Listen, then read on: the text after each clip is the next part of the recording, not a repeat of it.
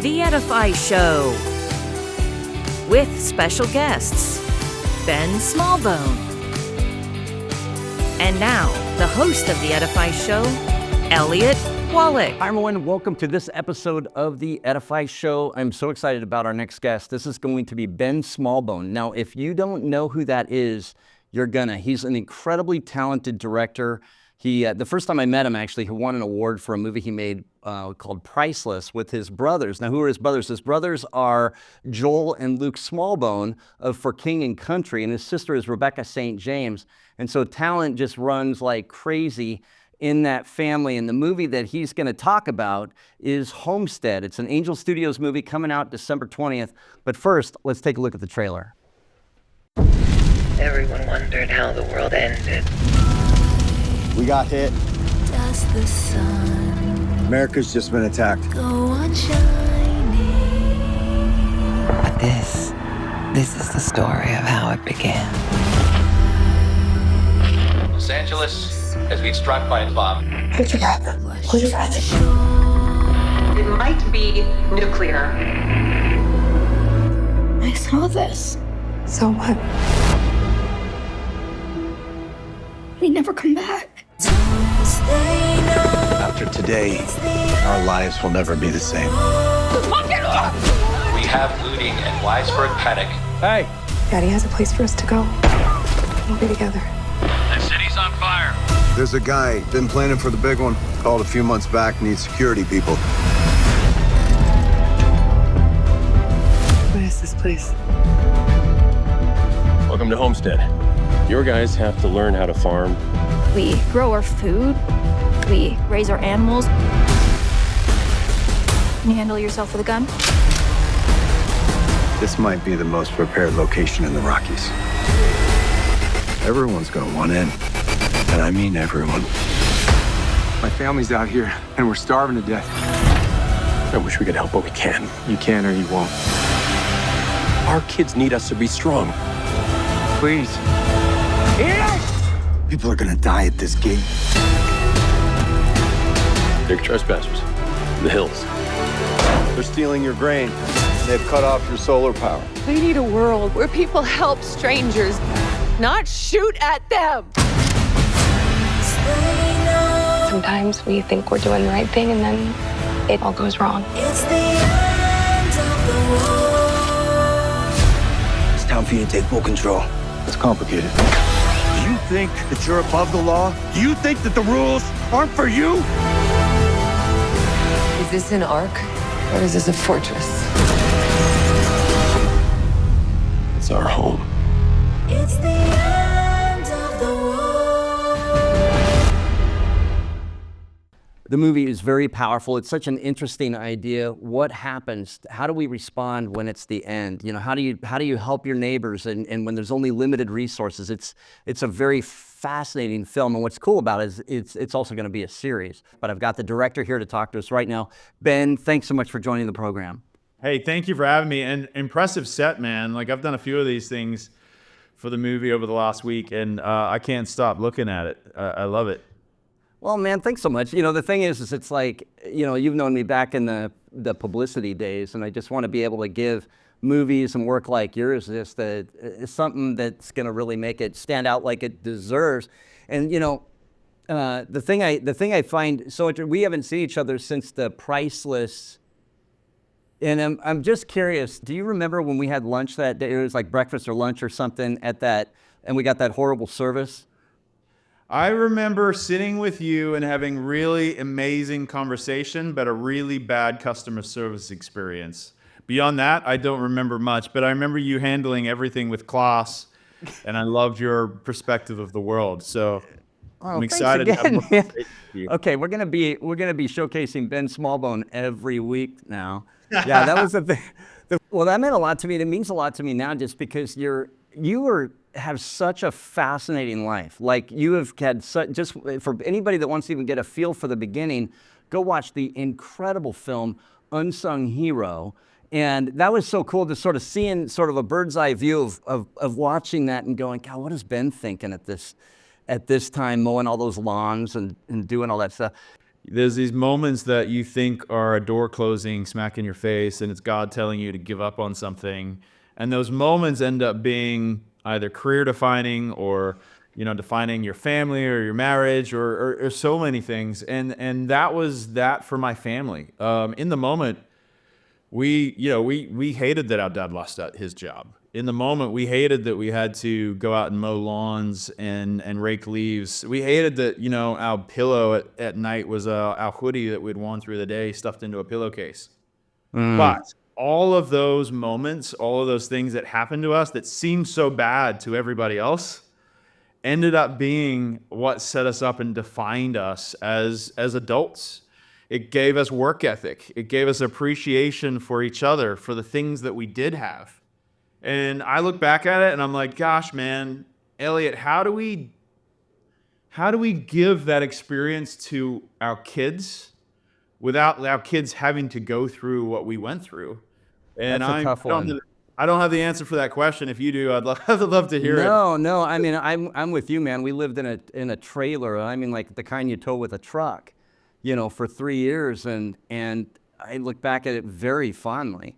But the thing I find so fascinating to it, I love any kind of the can-do. Like, I've never met your dad. I would love to meet your dad. Just that can-do, nothing stops, going for it. And really, your mom. I mean, my gosh, just incredible. And how that had to feel for you to watch, like, your sister, Rebecca St. James, and see that happen. And then Luke and Joel with for King and Country. The work that you're doing, and I have a lot of belief in you, man. I would love to do a movie with you. I think you're a phenomenal director. I thought Priceless was absolutely incredible. And then Homestead. When I watched Homestead, I mean, you had me by the throat. It was such a cool concept. I was even envious of it. What got you in that? Like, how did they capture Ben Smallbone for Homestead? Did you just see it and go, oh, I want to work on this, or what? So back in the 90s, there was a lot of end times, post-apocalyptic, faith-based and not, content that came out. And me and my brother Joel, who's in the band for King and Country, pretty much went and saw all of them. We became obsessed with kind of the end times genre, if you will. And I remember turning to Joel and going, hey man, if there's ever an opportunity in the future for us to work in this genre and do things a little differently, I would love that. Fast forward 22 years. This is 2 years ago. Also aging myself. I got approached by a buddy of mine that I'd worked with on some projects with the Owen brothers. And he said, hey, I got a book series called the Black Autumn Book Series, and it deals with the end times idea, but in a really fresh and unique way. It's not got zombies. People don't disappear and leave their clothes behind. It's not based on revelations necessarily. If anything, it might be pre-tribulations. But it's a simple concept. A bomb goes off in LA and creates all of this chaos throughout the country. And what would you do if that happened? Well, these characters flee to the mountains in Colorado to a fortress this millionaire has built. And then they quickly realize that the people inside the gates of the fortress are just as dangerous as the people outside. And there's this collision of all different cultures and faiths and backgrounds and occupations and ideas of how to treat people. You got the more peaceful, loving homesteaders colliding with the militaristic special force soldiers that are hired to protect the place. And it's really incredible drama. And I think a lot of us, for me in particular, there was a moment during COVID in 2020 where, gas stations started running out of gas and grocery stores were running out of toilet paper, and people were literally panicking like it was the end of the world. We can laugh at it now because it seems so silly, but then it was very, very serious.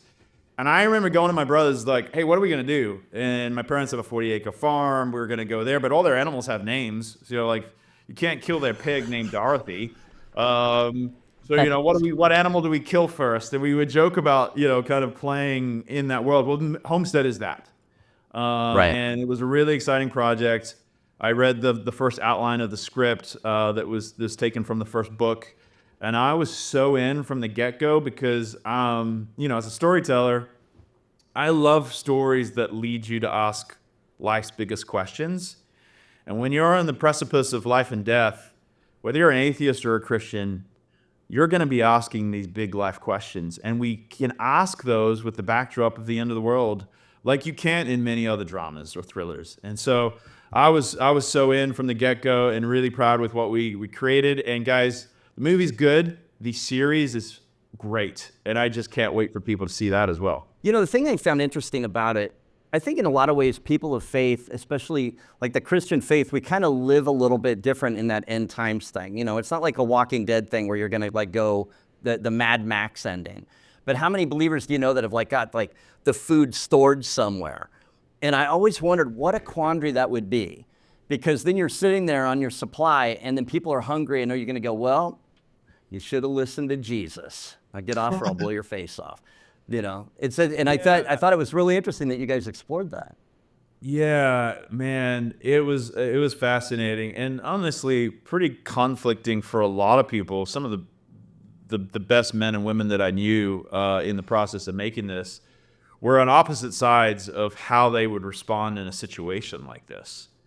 You know, it's easy to be generous and kind and love your neighbor when resources are plenty and we're comfortable and our air conditioning's running. But all of a sudden, you take away all of that, and food starts running out, and your taps aren't running, and your toilet starts overflowing. Life's going to get pretty crazy. And how do you show Christian love and kindness to your neighbor, as we're called to do, when your neighbor might kill you, when your neighbor might be sick, and get your kids sick? And so those are some of the questions that we ask and ponder as we get further and further into the series.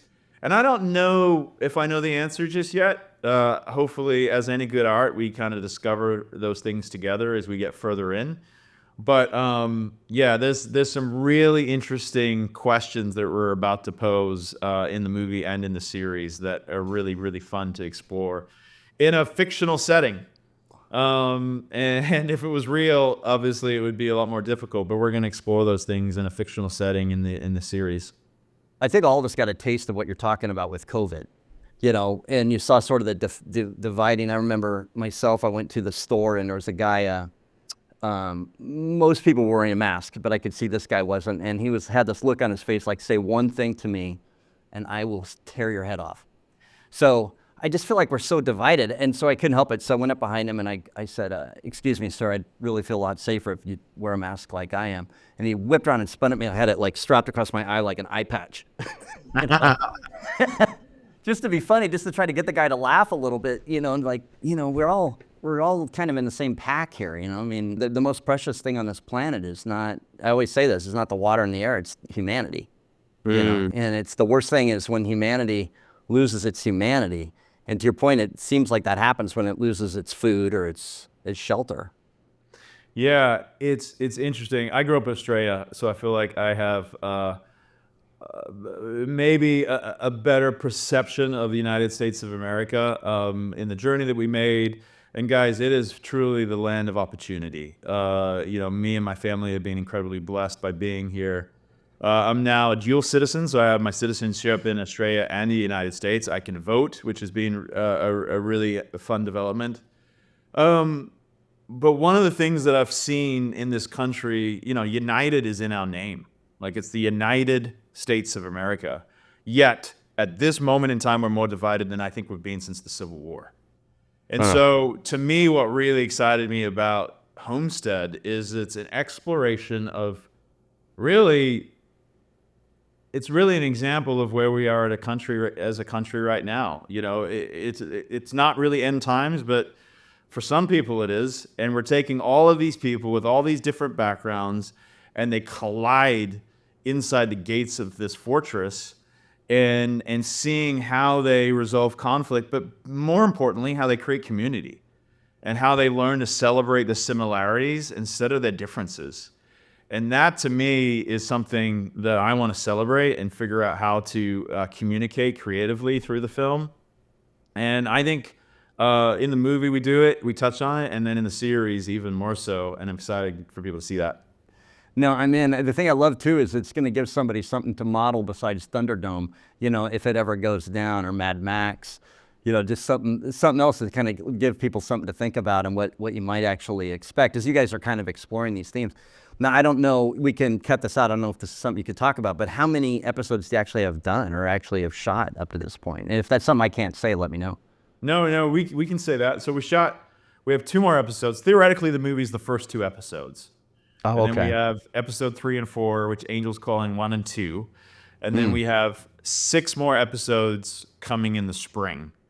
Wow. So the first season will be 10 episodes. And then we'll take hopefully just a few month break. And then after that, we'll shoot season 2.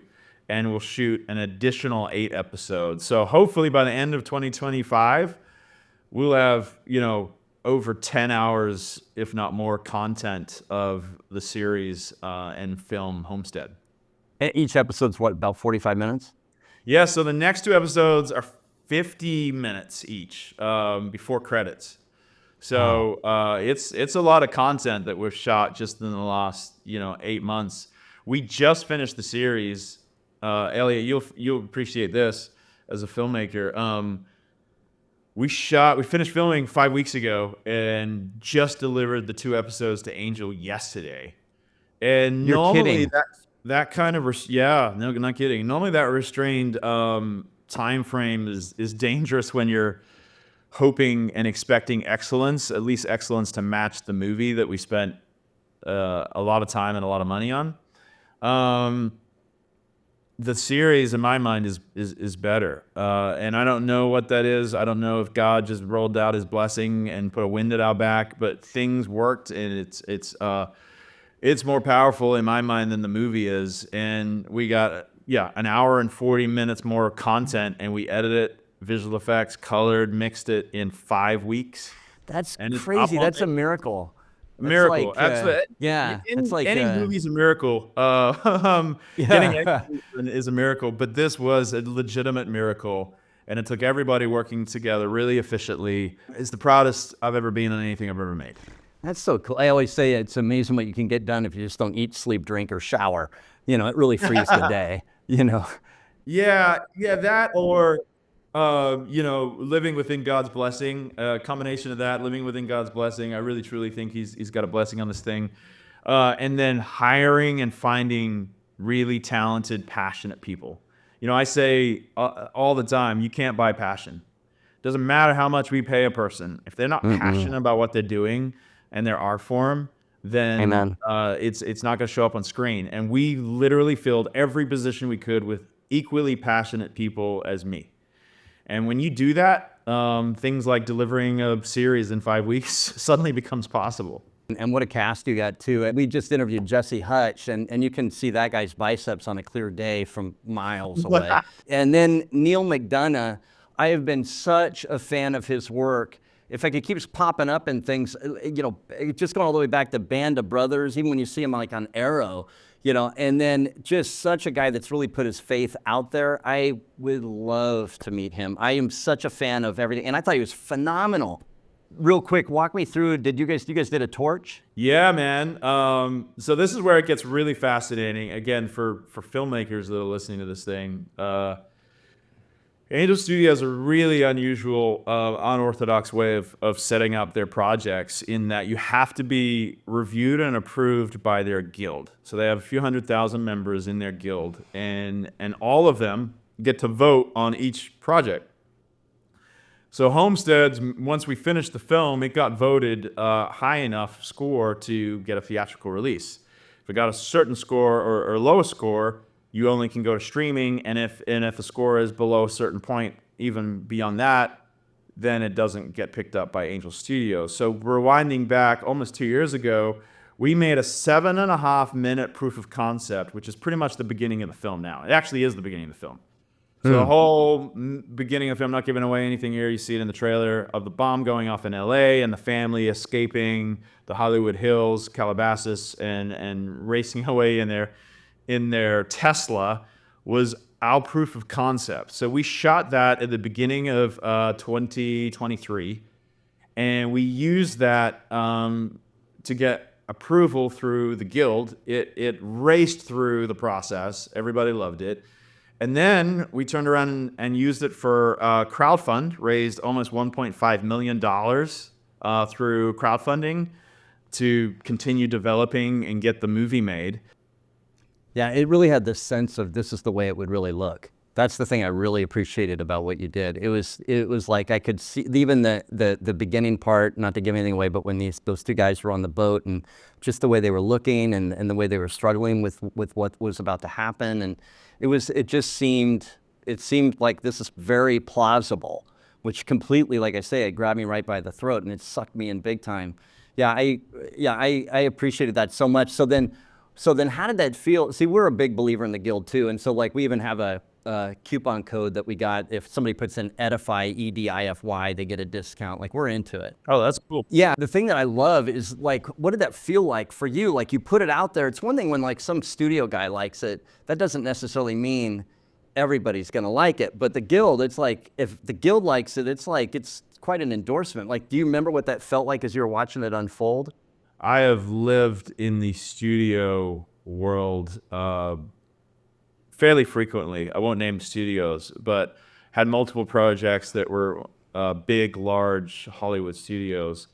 And, you know, in those studios systems, you got to appease one person, maybe three. Like, you know, you take a proof of concept or a script or an outline and you go in and you present it, and you got to win over a small handful of men and women. And they don't really understand the audience. Because they're not the audience. What's beautiful about the Angel Guild is literally the hundreds of thousands of members are the people that you're hoping to come see your movie. So if they judge it poorly, then gosh, you got to go back to the drawing board whether you should even be making the movie.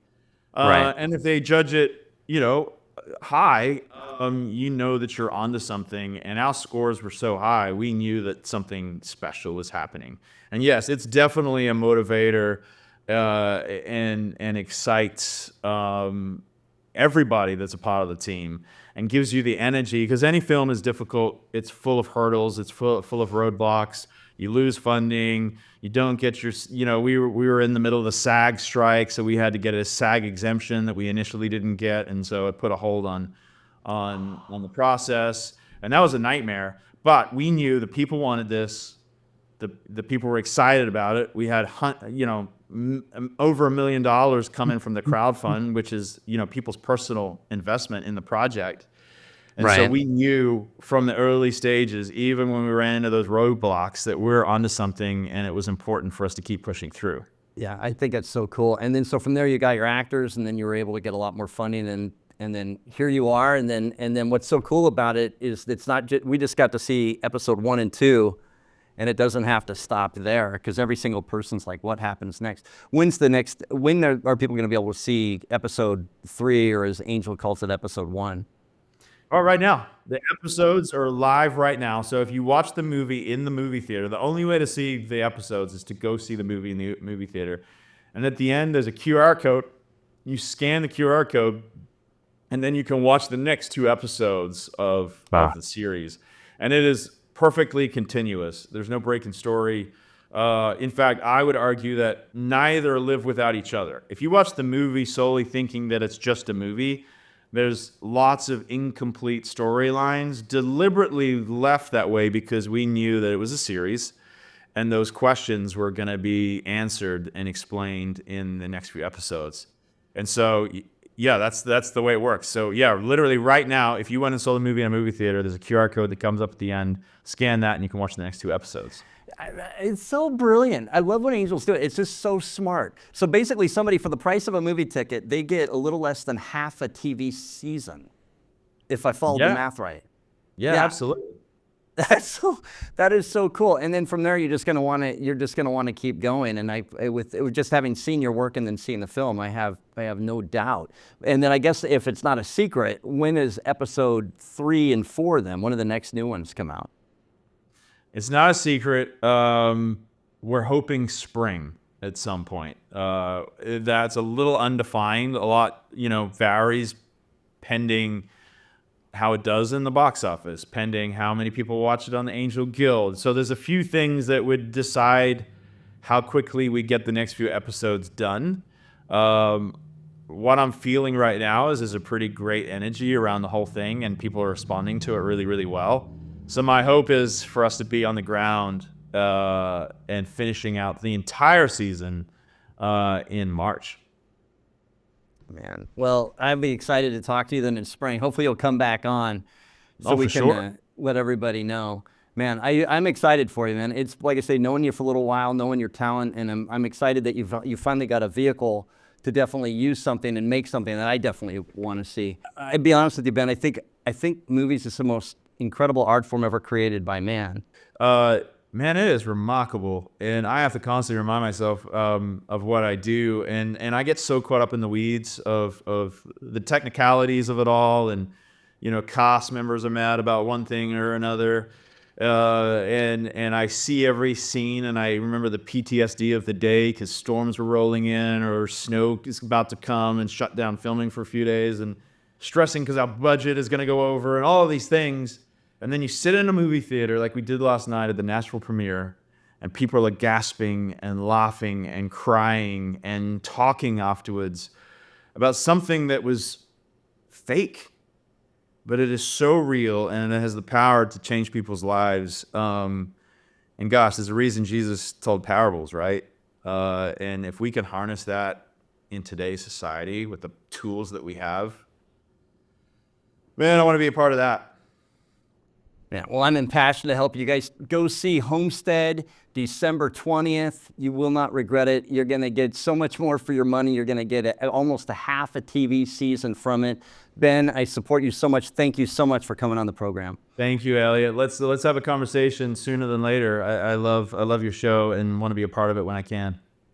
All right, you guys, Homestead comes out December 20th. Go see it, and you'll actually get 2 episodes of a TV series. When has that ever happened? Thank you so much to Ben Smallbone for coming on the program, and we'll see you guys next time on The Edify Show. Tune in next week for Hearty TV Tuesday. Elliott will be interviewing Eric Gow. Don't forget to like and subscribe on our YouTube page. And never miss a thing when you register at hearties.com, where people around the world are coming together to support inspiring entertainment. And we'll see you next week on The Edify Show.